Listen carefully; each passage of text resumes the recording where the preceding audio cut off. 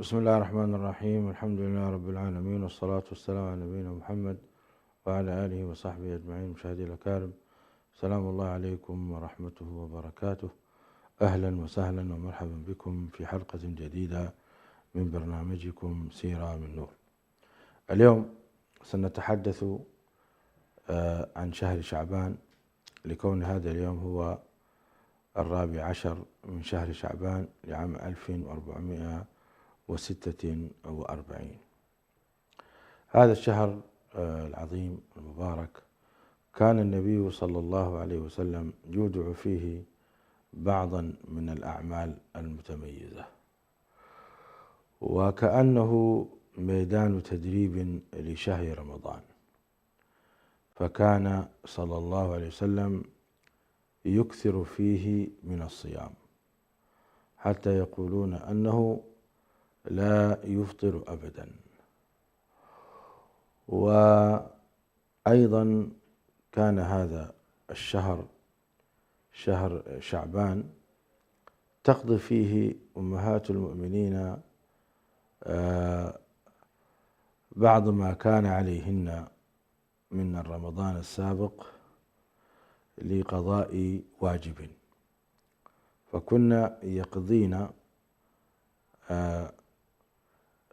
ما عليهن من الصوم في شعبان. وكذلك هذا الشهر ورد فيه أنه يغفر الله عز وجل فيه في منتصفه على كل المسلمين والمؤمنين إلا لمشرك أو مشاحن. وهذا الحديث حسنه الإمام الألباني في الجامع الصحيح، وقد عمل به جمع من أهل العلم. وكذلك هذا الشهر يرفع الله عز وجل فيه أعمال العباد، يرفع الله عز وجل فيه أعمال العباد، فكأنه شهر تختم فيه الأعمال، أعمال السنة، وترفع فيه إلى الله عز وجل، ويدخل الإنسان في شهر رمضان على ميدان عمل جديد،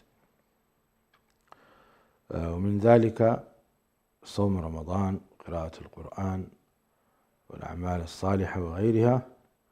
ثم بعد ذلك يأتي إليه العشر من ذي الحجة ومحرم وهلم جرا. إذن شهر شعبان شهر مهم يتطلب منا أن نتحدث عنه وأن نتفقه في دين الله عز وجل في هذا الشهر الكريم. لماذا كان النبي صلى الله عليه وسلم يهتم به كثيرا؟ سمي هذا الشهر بشهر شعبان قيل لأنهم كانوا يتشعبون فيه لجمع المياه والماء، يتشعبون يعني يجتمعون من أجل تجميع المياه. وقيل أيضا كانوا يتجمعون فيه أو لتشعبهم في الحروب، لأن رجب هو من أشهر الحرم لا يجوز فيه القتال، فكانوا يقاتلون ويجتمعون للقتال في شعبان، ولذلك سمي شعبان. هاتان التسميتان واردتان في أو هذان المعنيان واردان في معنى شعبان. هذا الشهر ترفع فيه الأعمال كما أخبرتكم.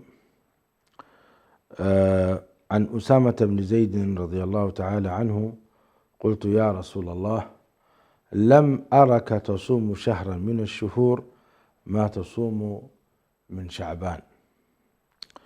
قال: ذلك شهر يغفل الناس عنه بين رجب ورمضان، وهو شهر ترفع فيه الأعمال إلى رب العالمين، فأحب أن يرفع عملي وأنا صائم. أخرجه النسائي واللفظ له وأحمد، والحديث صحيح.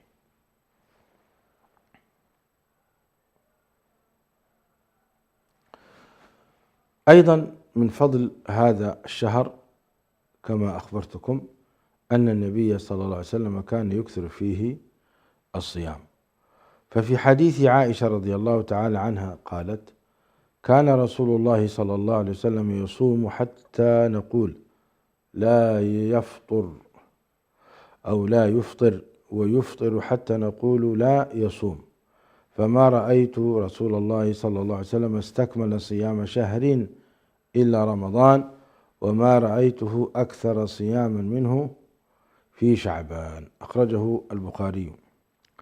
وفي رواية عن عائشة رضي الله تعالى عنها قالت: لم يكن النبي صلى الله عليه وسلم يصوم شهرا أكثر من شعبان، فإنه كان يصوم شعبان كله، وكان يقول: خذوا من العمل ما تطيقون، فإن الله لا يمل حتى تملوا.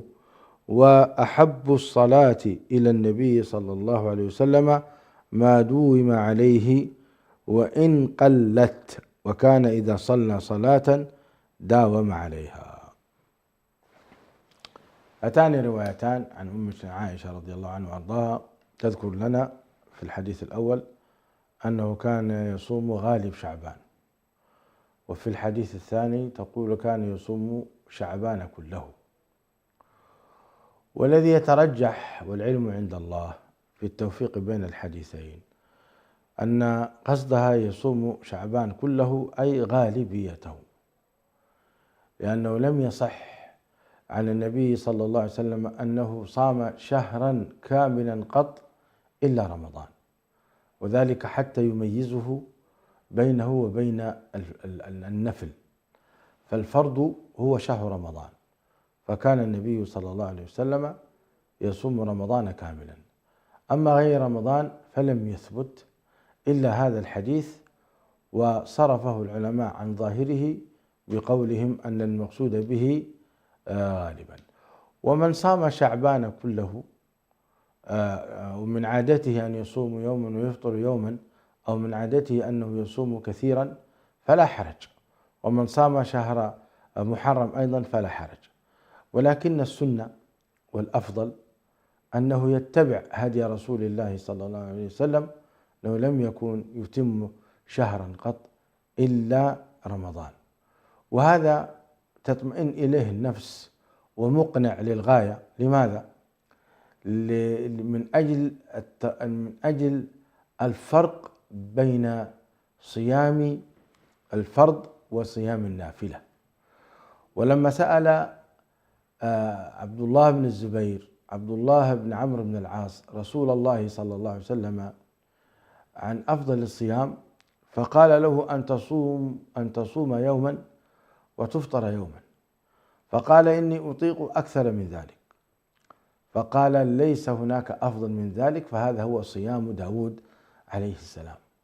هنا يتأكد لنا أن الأفضلية التامة أن الإنسان لا يصوم صوما متواصلا كاملا لشهر كامل، وإنما يصوم يوما ويفطر يوما. إذن هذا هو الراجح في هذه المسألة.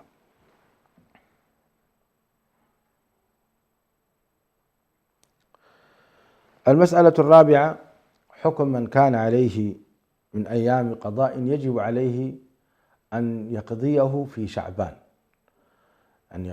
شعبان، لأنه إن دخل على رمضان الثاني ولم يقضي ما عليه من رمضان السابق فإنه يكون آثما، أولا إذا كان لم يقضي بغير عذر، أما إن كان بعذر فلا حرج عليه، ويقضي بعد رمضان الحالي ما كان عليه من صيام في رمضانات سابقة. لكن الإنسان يهمل أحيانا ويكون عليه صوم يعني يدركه رمضان الثاني وليس عليه شيء. فيها قولان: القول الأول يقضي ويطعم من القضاء مع القضاء لكل يوم مسكينا، وهو قول الأئمة مالك والشافعي وأحمد. والقول الثاني يقضي ولا إطعام عليه، وهو قول الإمام أبي حنيفة. والذي يظهر العلم عند الله أن القول الجمهور هو الأقرب، لأنه فرط فكان لابد أن تكون عليه يعني كفارة مع التوبة والاستغفار، أنه يتوب إلى الله أولا على التقصير، ثانيا يقضي، ثالثا يطعم عن كل يوم مسكينا، يطعم عن كل يوم مسكين نصف صاع أو طعام متكامل، كبسة رز مثلا مع فاكهة مع شراب مع ماء، وجبة كاملة تشبع مسكينا، ويكون بهذا قد كفر عن خطيئته.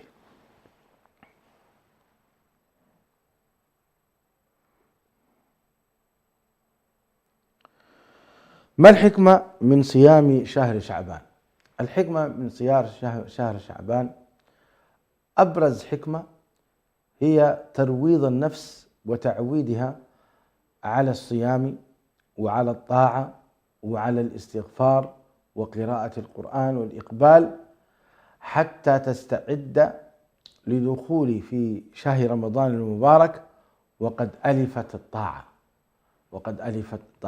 يعني إنسان يمر عليه 10 أشهر وهو في غفلة فيأتي إليه الموسم، موسم الطاعات، رمضان وذي الحجة، وهو يكون قد غافل. فحتى لا يكون غافل للدخول في هذه المواسم التي هي أرباحه في الحقيقة، أن وراءه يوم عظيم يوم القيامة، فإذا لم يستعد لهذا اليوم من خلال هذه المواسم فبماذا سيستعد؟ يعني جعل الله عز وجل لنا هذه الأعمال الصالحة التي نتقرب بها إلى الله حتى ترتفع درجاتنا، خصوصا نحن معاشر قوم محمد صلى الله عليه وسلم. يعني أمة محمد أعمارهم قصيرة، ما بين 70 إلى ما بين 60 إلى 70. الذين سبقونا كانوا يعمرون بمئات السنوات، يعني كانوا يعمرون 500 عام، 700 عام، 1000 عام، 2000 عام، لكن نحن أعمارنا بسيطة والحمد لله. فعوضنا الله هذه الأعمال، فعوضنا الله عن هذه الأعمار بأعمال صالحة كصيام شهر رمضان كاملا، ويعتبر اليوم ب10 أيام، يعني يحسب الله لك الحسنة، اللي هو يصوم يوم واحد ب10 أيام ب10 حسنات. ويحسب لك أيضا ليلة القدر عبادة 84 سنة أو 83 سنة و4 أشهر. 83 سنة عبادة، هذا عمر إنسان، هذا عمر إنسان. فإذا تكرر هذا العمر، يعني أنت منذ أن بلغت وأنت تصوم رمضان، اضرب مثلا بعد أن تبلغ 20 سنة، عشت 40 سنة بعدها، هذه 60، فاضرب 60 في 80 حيطلع لك حوالي 2400 سنة. انظر كيف 2400 سنة، إذا وافقت أنت ليلة القدر فيكون عبدت الله عز وجل 2400 سنة، وهذا الحقيقة عمل كبير يثقل الموازين ويؤهلك للنجاة من النار والدخول الجنة. كل نفس ذائقة الموت وإنما توفون أجوركم يوم القيامة. شفتم؟ فمن زحزح عن النار وأدخل الجنة فقد فاز. فكأن الأصل النار والعياذ بالله، كأن أصل الإنسان سيقذف في النار. ولذلك والعصر إن الإنسان لفي خسر، يعني مقذوف في النار، نسأل الله العافية والسلام. من الذي ينجو؟ قال لك فمن زحزح، الزحزحة هو الإبعاد عن النار وأدخل الجنة فقد فاز. وأنت كيف تفوز إذا ما عندك عمل؟ هيأ الله لك هذه الأعمال من أجل أن تجتهد وتتفقه فيه. شوف كيف، هل رأيتم أهمية هذا الموضوع؟ مهم للغاية، أنه يدخلك الجنة ويبعدك عن النار، ولا تدري أنت ربما يكون هذا آخر رمضان لك، صلى الله أن يمد في أعمالنا. لاحظتم؟ وبالتالي أخي الكريم وأختي الكريمة، كان لا بد أن تستعد هذه النفس للدخول في هذه العبادة العظيمة حتى تنال الأجر. ولذلك السلف كانوا يسألون الله أن يبلغهم رمضان، أنه موسم الطاعات وموسم مضاعفة الأجور والحسنات، فإذا يعني بلغهم رمضان سألوا الله أن يعينهم على أداء هذا العمل على أكمل وجه يحبه الله. فإذا أدوا العمل على أكمل وجه يحبه الله، بعد ذلك انتقلوا إلى أنهم يقولون يعني ربنا تقبل منا إنك أنت السميع العليم. فبقية السنة حتى يأتي رمضان الثاني يقولون يا رب تقبل منا ما فاتنا. فهم في طاعة في في في في دائرة من الطاعات والاستقامة والمسابقة. إذن هذه هي الحكمة الكبرى. ولذلك كان نبينا عليه الصلاة والسلام يصوم أكثر شعبان. ومع الصيام تكون أيضا الأعمال الأخرى من قراءة القرآن والصدقة وقيام الليل والنهار، أن الصوم يتبعه دائما القيام، ويتبعه قراءة القرآن، ويتبعه الصدقة وبقية الأعمال الصالحة. هنا يقولون أن شعبان شهر القراء، وهو كما قلت لكم روي عن سلمة بن كهيل كان يقال شهر شعبان شهر القراء، يعني قراء لكتاب الله عز وجل. هل يجوز تخصيص ليلة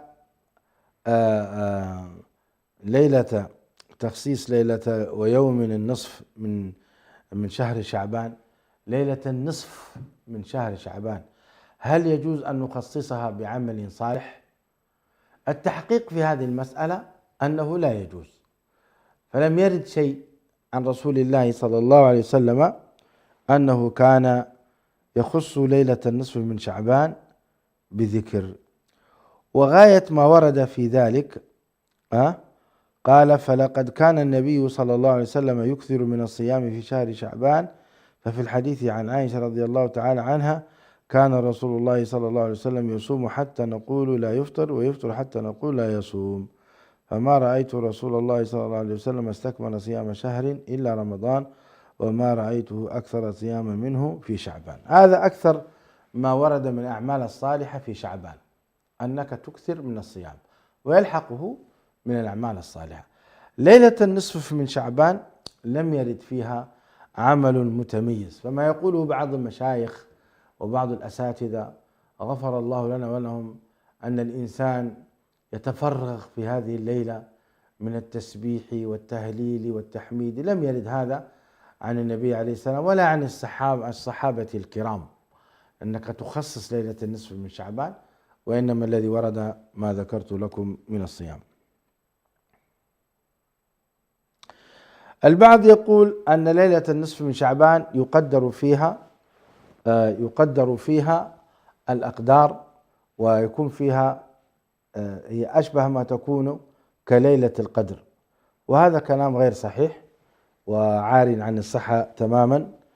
فليلة القدر هي التي يقدر فيها العمل، كما قال تعالى حاميم والكتاب المبين إنا أنزلناه في ليلة مباركة إنا كنا منذرين فيها يفرق كل أمر حكيم أمرا من عندنا إنا كنا مرسلين رحمة من ربك إنه هو السميع العليم. هذه في ليلة القدر، إنا أنزلناه في ليلة القدر وما أدراك ما ليلة القدر. أما ليلة النصف من شعبان فلم يرد فيها شيء صحيح، وما يقوله بعض الوعاظ وبعض المشايخ فهو غير صحيح.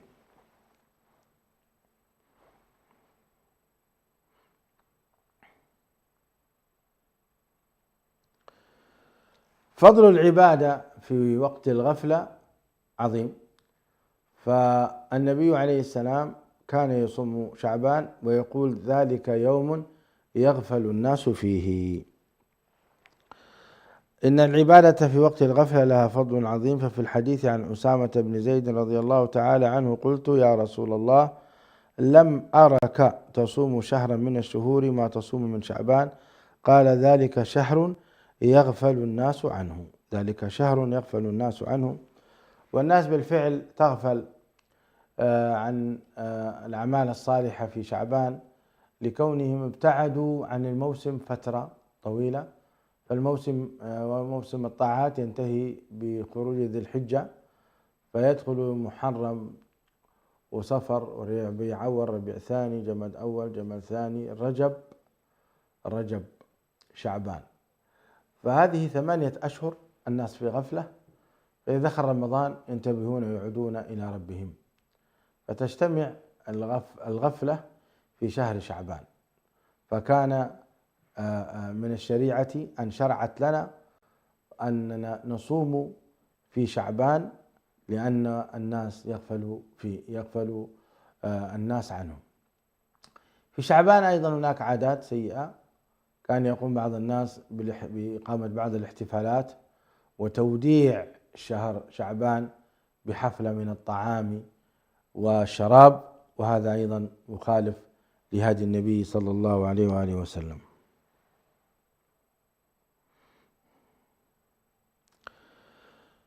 من فضائل هذا الشهر غفران الذنوب في ليلة النصف من شعبان. فعن أبي موسى الأشعري رضي الله تعالى عنه أن النبي صلى الله عليه وسلم قال: إن الله تعالى لا يطلع في ليلة النصف من شعبان فيغفر لجميع خلقه إلا لمشرك أو مشاح. صححه الألباني في الجامع الصحيح بإسناد حسن. ومعنى مشاح أي مخاصم لمسلم أو مهاجر له.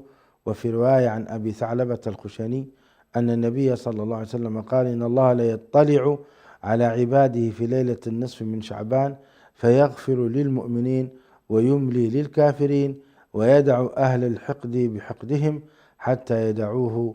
صحيح الجامع. هذا الحقيقة فضل عظيم من الله سبحانه وتعالى. العلماء على خلاف في صحة هذا الحديث، ومنهم من يضعفه ومنهم من يصححه. وإذا كان الأمر في فضل من الفضائل، فغالبا ما يكون فضل الله تبارك وتعالى واسع، بل ليس غالب، بل هو الحق. ففي باب الفضائل العلماء يتساهلون. وقد صحح هذا الحديث أو حسنه الإمام العالم المجاهد المحدث الشيخ ناصر الدين الألباني، وكفى بها وكفى بتصحيح هذا العالم الذي شهدت له الأمة بالقبول.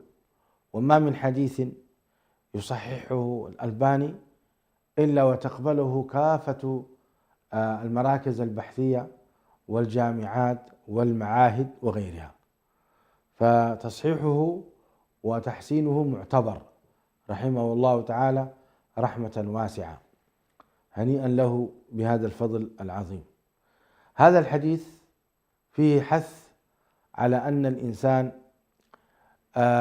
يستعد للدخول في شهر رمضان المبارك وقلبه صافي عن أي حقد أو أي ضغينة. وأنت تتعجب أن هذه صفة من صفات المؤمنين. المؤمنون حينما يقرر الله عز وجل دخولهم إلى الجنة لا يدخلون وفي قلوبهم أحقاد وغل أبدا، بل ينزع الله عز وجل هذه الأحقاد وهذه الضغائن من قلوبهم حتى تطهر تماما. يمرون على قنطرة بحيرة يدخلون فيها فتغسل الملائكة قلوبهم ويغتسلون من هذه القنيطرة والقنطرة فيخرجون منها وقد طهرت قلوبهم. وهو معنى قوله تبارك وتعالى: ونزعنا ما في صدورهم من غل إخوانا على سرر متقابلين. لا يدخل الجنة أحد وفي قلبه شيء على أخيه المسلم أبدا. وأنت الآن أيضا ستدخل إلى رمضان، ورمضان هو أحد أسباب دخول الجنة، ولذلك لا ينبغي لك ولا يحسن بك أن تدخل رمضان وفي قلبك غل أو حقد على أي أخ من إخوانك. فكان الثمن تريد أن يغفر الله لك، نعم، إذن اصطلح أنت وأخيك، اصطلح أنت وأخاك، واصطلح أنت وأختك، اصطلح أنت وجارك، اصطلح أنت وكل من في قلبك عليه شيء حتى تدخل وأنت طاهر القلب، وهذا يدل على أنك إن شاء الله من أهل الجنة. هذه هي يعني العلة التي جعل الله تبارك وتعالى في منتصف النصف من شعبان أنك أنت تجتهد، معك وقت من 1 شعبان حتى النصف من شعبان حتى تزيل ما في نفسك على أخيك. فأحيانا القلب يأبى أن يعفو عن من ظلمه أو يعفو عن من أخطأ عليه، يقول هذا سبني، وتقول هذه سبتني وحقرتني وأهانتني، وأمام المدارس وأمام المدرسين وأمام المدرسات وأمام الطلاب أمام الموظفين أهانني وفعل بي. نعم نعم، ونشعر بألمك ونشعر بآلامك أختي الكريمة، ولكن الثمن غالي. لذلك كان أن يغفر الله لك ذنوبك. ألا تحبون أن يغفر الله لكم؟ رأيتم كيف أن الإنسان يعفو ويصفح؟ خصوصا الخلاف بين الإخوة والأخوات وبين العلات، مرت أخويا وزوجة أختي، وما يحصل بين التنافس بين هذه العوائل. اليوم يجب على الإخوة والأخوات أن يصطلحوا، ويجب أيضا على أن الظالم أن يستغفر وأن يتوب، يجب عليه أن يستغفر وأن يتوب، لا يظلم الناس، يوم القيامة سيحاسب. لذلك اليوم يعتذر لإخواني وأخواتي إذا أخطأ، ويقول يا أخي سامحوني أنا أخطأت. هذا السماح ورفعة، طلب السماح ورفعة عند الله تبارك وتعالى. قال عليه الصلاة والسلام إن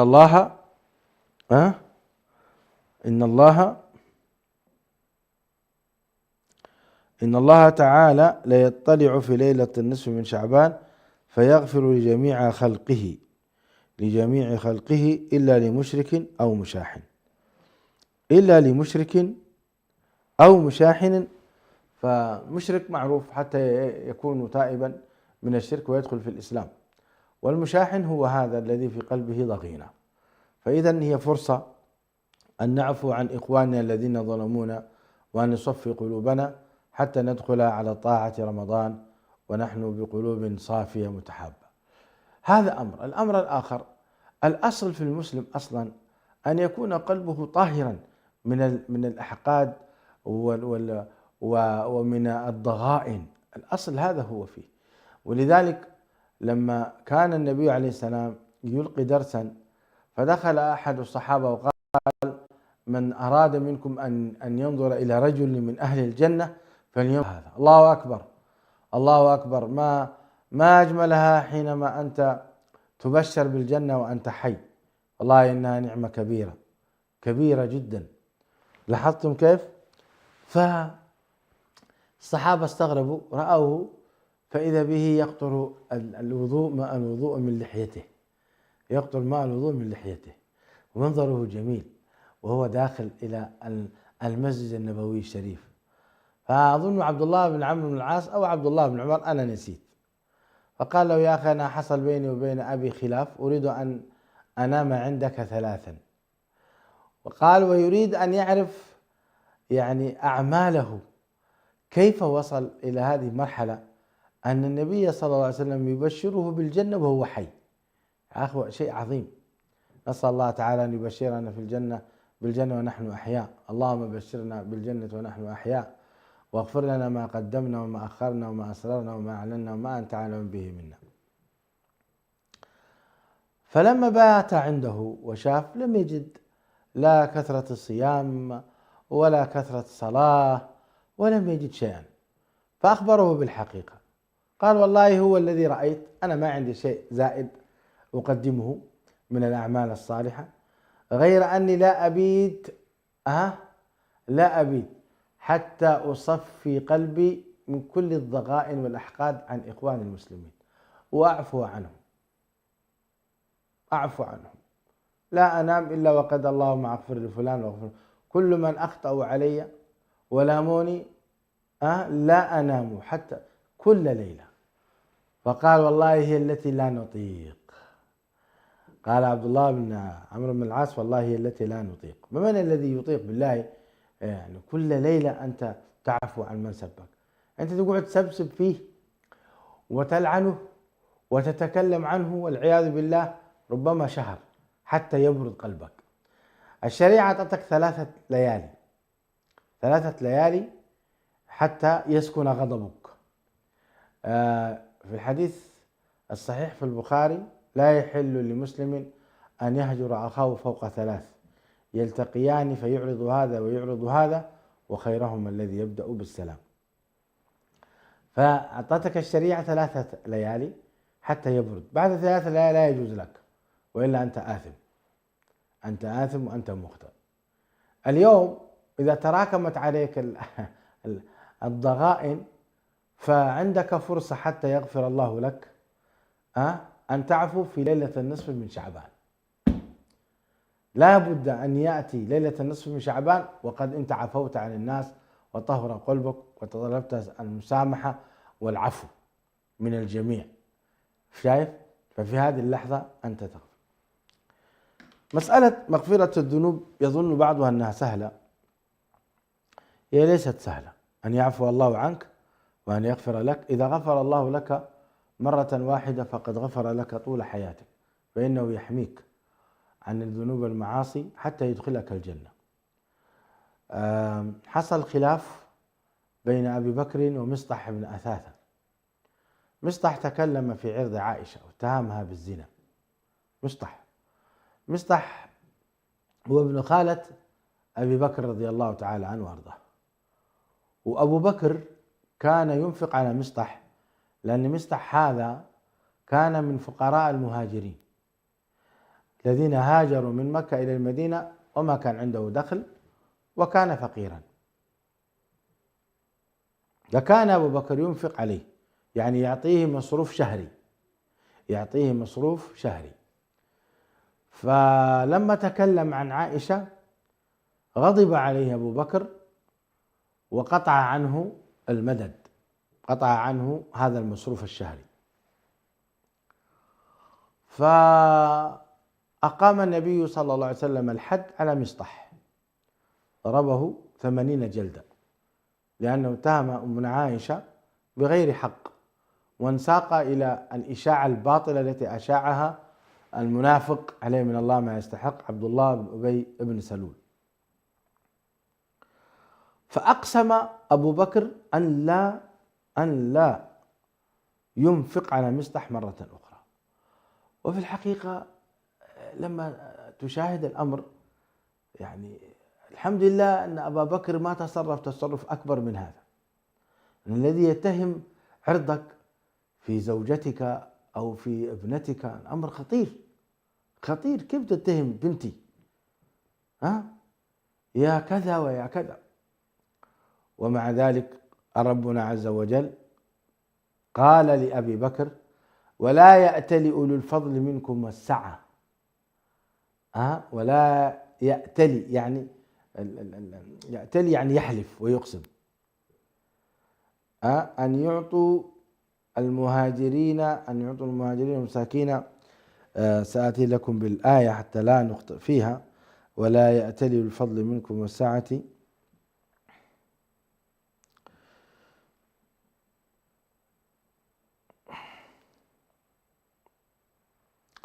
هي في سورة المؤمنون. ألا تحبون أن يغفر الله لكم؟ قال الله تعالى: ولا يأتل أولو الفضل منكم والسعة أن يؤتوا أولي القربى والمساكين والمهاجرين في سبيل الله وليعفوا وليصفحوا ألا تحبون أن يغفر الله لكم والله غفور رحيم.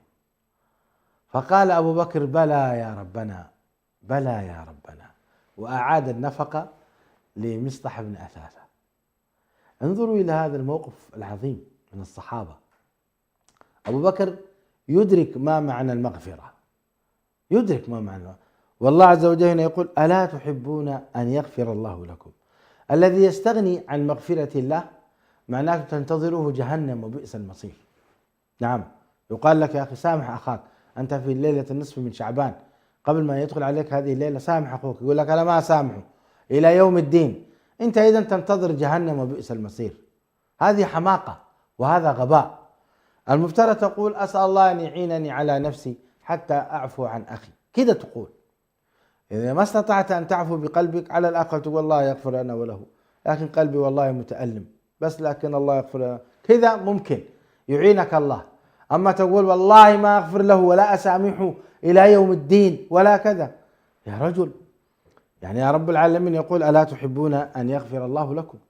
يعني ولا يأتل أولي الفضل منكم والسعة أن يؤتوا أولي القربى والمساكين والمهاجرين. أولي القربى، كم من الأقارب بينهم أحقاد مع الأسف، وتجد أصلا الأحقاد والضغائن غالبا هي بين الأقارب. أي والله، بين الأقارب للأسف.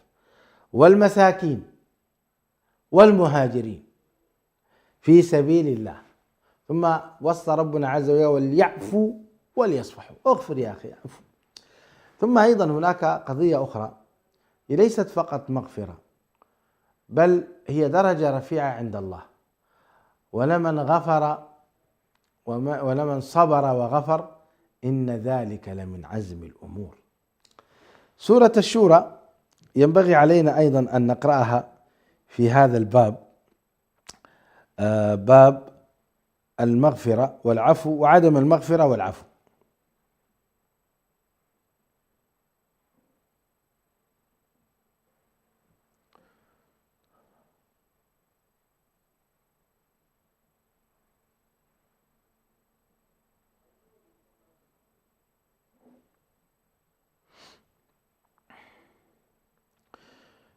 في سورة الشورى: ولمن غفر وصبر إن ذلك لمن عزم الأمور.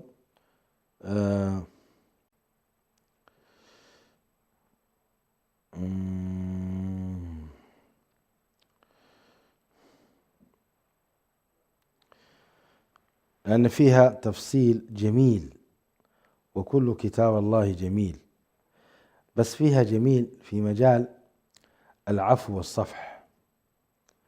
مجال العفو والصفح فيها يعني عرض كامل، متى تعفو، متى تأخذ حقك، متى، يعني ينبغي علينا أن نذكره.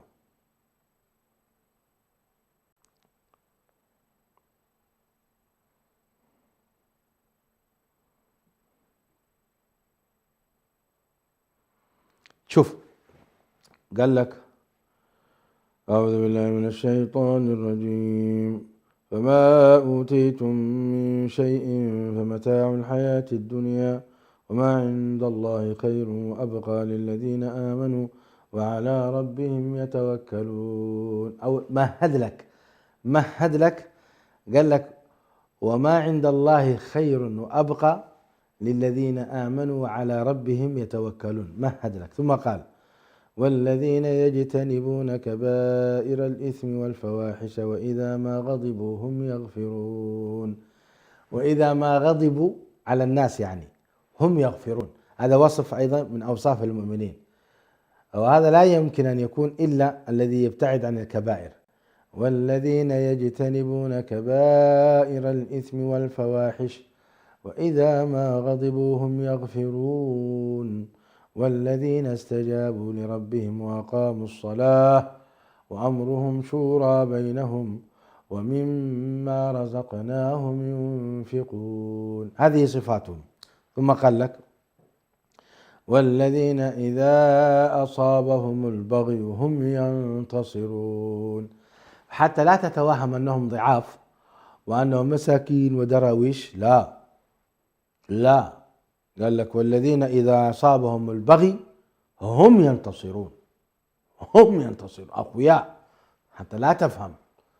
يعني واحد اعتدى عليك، أنت قادر أن تعتدي عليه وتكسر رأسه، تمام. قال لك والذين إذا أصابهم البغي، البغي هو الاعتداء بغير حق، هم ينتصرون. ثم قال لك حتى لا تتجاوز حدك في الانتصار وأنك تكون يعني عادل، قال لك وجزاء سيئة سيئة مثلها، يعني إذا واحد سبك سبه، سبك سبه، ضربك اضربه، لا تتجاوز.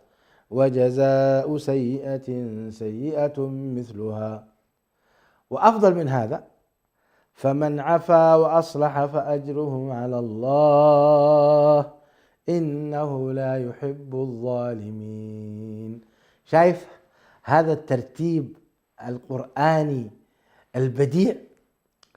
قال لك واحد اعتدى عليك لا تكون ضعيف، لا تكون ضعيف. يعني الشعوب لما تكون ضعيفة تكون ذليلة، لا يحبها الله. الله لا يحب منك أن تكون ضعيفا. المؤمن القوي خير وأحب إلى الله من المؤمن الضعيف. لا تكون ضعيف. واحد سبك سبه، واحد شتمك اشتمه، ولكن بالعدل. فمن اعتدى عليكم فاعتدوا عليه بمثل ما اعتدى عليكم. ما واحد صفعك في وجهك تروح تقول له اصفعني كمان في الوجه الثاني، غلط غلط. هنا التعبير الدقيق في مثل هذه المشاكل، شوف الضبط كيف.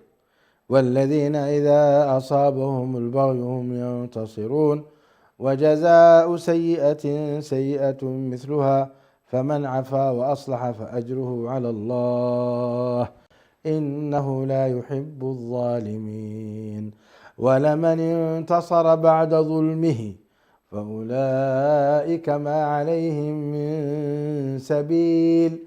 واحد غير متدين صفع كف المتدين والمتدين صفعه، يجوا الناس يقولون يا أخي ليش تصفعه؟ الله أكبر، صفعني، كيف تبغون مني أنا أصبر ولا تبغون؟ يقول لك هو إنسان غير متدين لكن أنت إنسان عاقل، صفعك يا أخي اصبر واحتسب.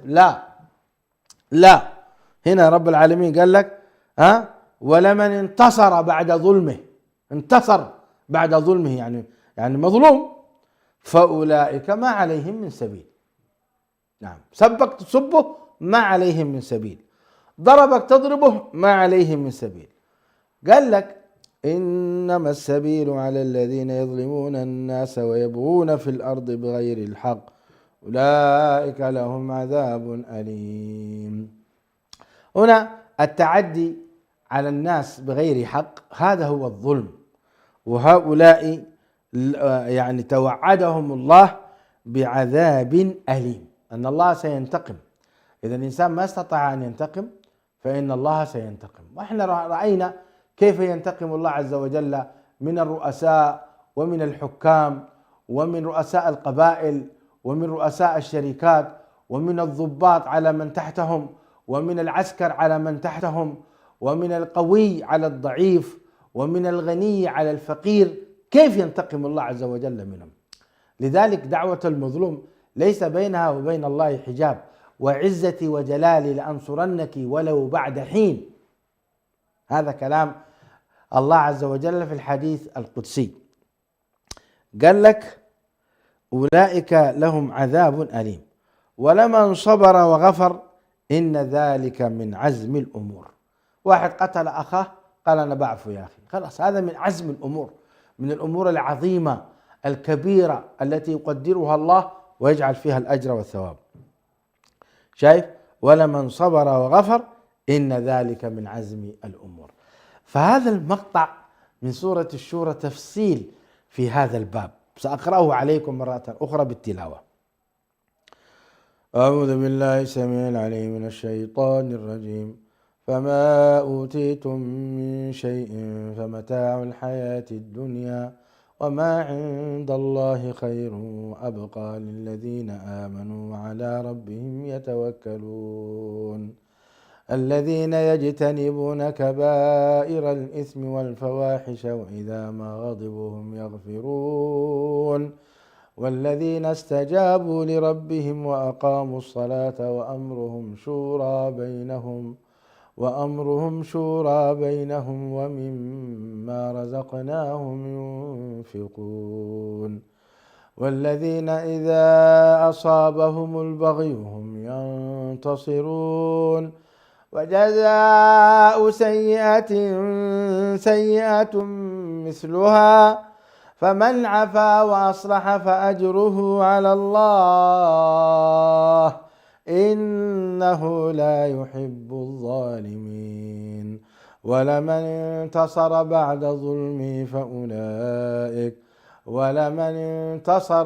ظلمه فأولئك ما عليهم من سبيل إنما السبيل على الذين يظلمون الناس ويبغون في الأرض بغير الحق أولئك لهم عذاب أليم. ولمن صبر وغفر إن ذلك لمن عزم الأمور. الله أكبر، الله أكبر. والقرآن يا أخي عظيم. إذن إخواني وأخواتي، ليلة النصف من شعبان يغفر الله عز وجل لكل المؤمنين والمسلمين، وهذه رحمة من الله سبحانه وتعالى. اللهم طهر قلوبنا من الأحقاد والرذاذ ولا تحرمنا هذا الفضل العظيم.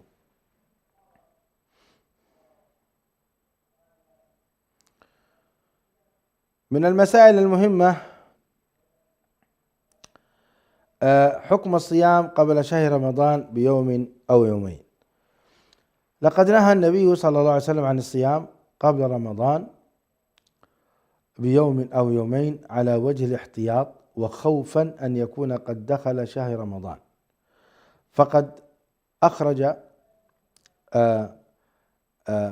أهل السنن من حديث أبي هريرة رضي الله تعالى عنه أن النبي صلى الله عليه وسلم قال: لا تقدموا الشهر بيوم ولا يومين إلا أن يوافق ذلك صوما كان يصومه أحدكم، صوموا لرؤيته وأفطروا لرؤيته، فإن غم عليكم فعدوا 30 ثم أفطروا. صحيح الجامع.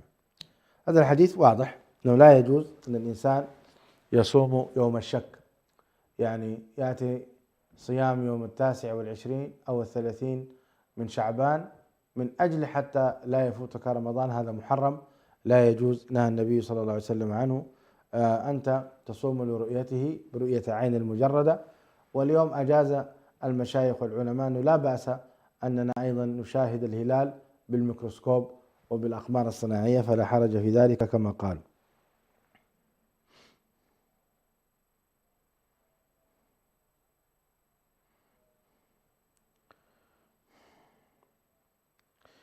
طبعا قلنا الاحتفال بليلة النصف من شعبان لا يجوز، سنة الطعام في ليلة النصف من شعبان أيضا لا يجوز، كل هذه من البدع المنكرة.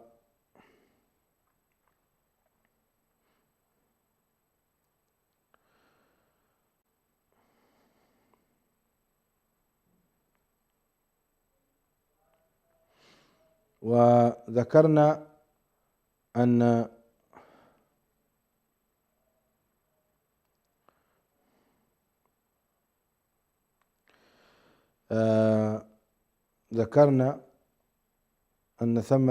أن الصيام في شعبان يعتبر من الأعمال الصالحة، وهو استعدادا لشهر رمضان، وكان النبي عليه الصلاة والسلام يصوم غالبه.